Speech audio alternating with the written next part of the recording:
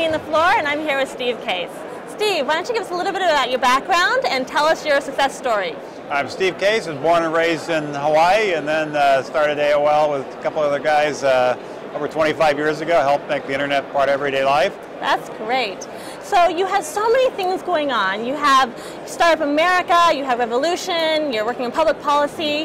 What is your favorite thing that you have, and what fuels you? Well, really, to me, it's really the same thing. It's all about entrepreneurship. Great.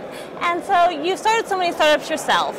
What advice would you give founders of companies on how they can take their companies to the next level?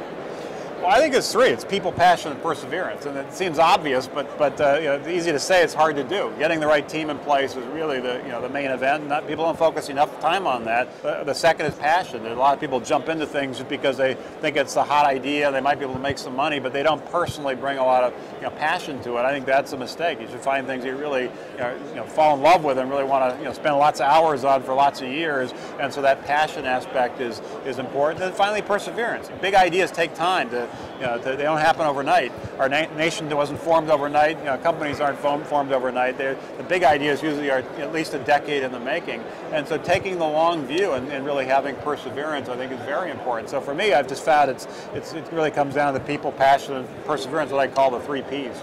Great.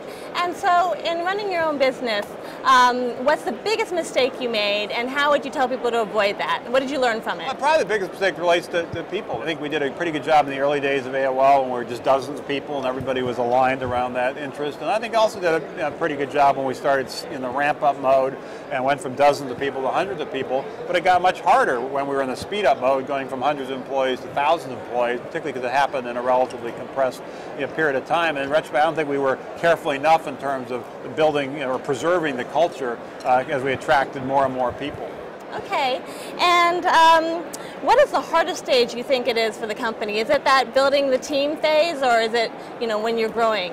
I think it varies. I think it partly depends on the entrepreneur, partly depends on the company, partly depends on the sector. I think it's hard to generalize. I think probably the scariest moment is when you basically say you're going to leave what you're doing, some comfort zone. And so that's probably the biggest kind of leap of faith. If you then start getting some traction and you're starting to go from maybe it's you to a handful of people, or maybe it's 10 or 20 people, you're starting to get a little bit of confidence that you have an interesting idea. Right, and I have to ask a question from the audience, and that is Scott Case related to you? Is he your brother? No, Scott is a terrific guy. He's the CEO of the Startup America Partnership. He was a co-founder of Priceline, a great technology internet company, and also for 5 years was CEO of Malaria No More, a very successful public-private partnership. I remember having a breakfast recently, and somebody said, I really enjoyed meeting your brother, and realized that he hadn't met my brother. But. Right, and to wrap up, what inspirational story or what inspirational thing can you say to entrepreneurs out there who are just getting off the ground?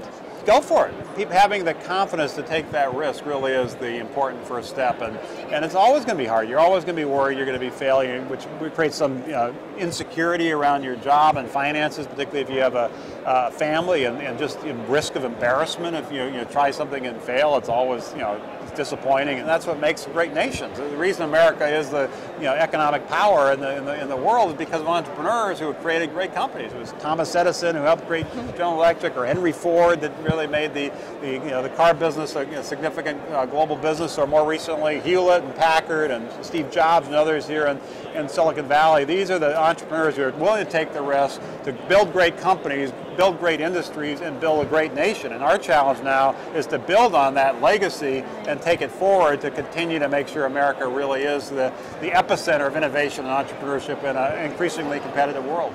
Fantastic. Well, Steve, thank you so much for being here today. Thank you very much. Appreciate it. Thank you.